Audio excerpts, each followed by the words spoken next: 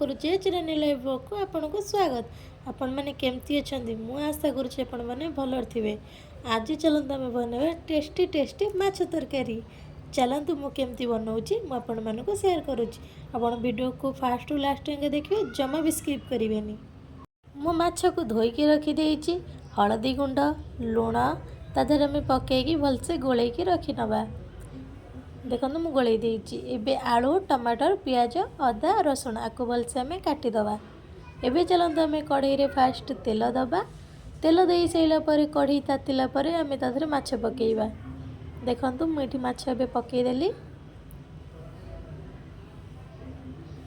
आ देखो मोर टे होगला मुझे लौटे देवी माछ को। मोर ये माछ टे भांगीगला। देखंतु आपण भलसे भाजिबे सेमती करी सब माछ भाजी नेबे। एठी मु सब किछि काटी देइछि, मसला पई भी रेडी कर देइछि। एबे हमें मसला बाटिबा।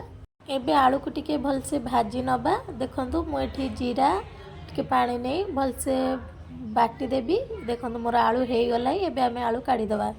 आमे एबे तेल रे चीनी पके दबा। एठी तेजपत्र पके दबा, जीरा पके दबा।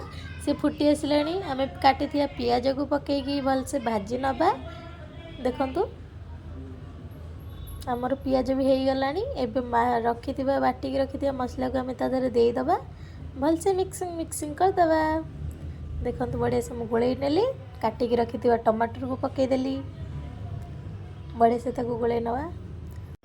एथे लंका गुंड घरे बनई दबा आम मसला गुंड आउ किछि हल्दी पकईकी आम भलसे गोलई नबा। देखंतु बढ़िया से गोलई नेली।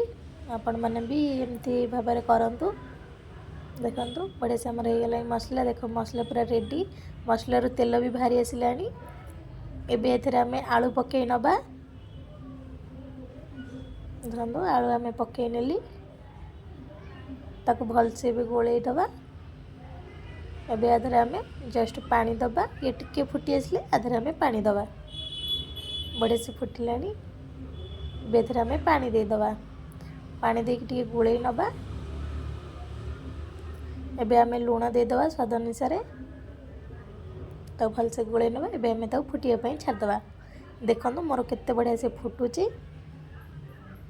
देखो एबे आमे माछ को पकेइबा।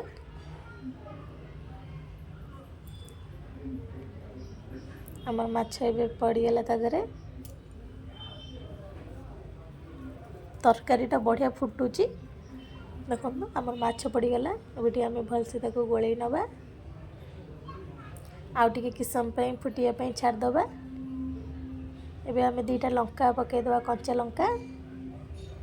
माछ तरकारी बास्नाटा तो बढ़िया आसूची। देखो आम तरकारी रेडी हो गलानी। आउ एमती थरे बनैकी खातु, बहुत सुंदर लागिबो। देखंतु बढ़िया से तरकारी हमर हो गला। जदि मो वीडियो भल लगी तो लाइक शेयर सब्सक्राइब कर देवे। जय जगन्नाथ, लव यू ऑल।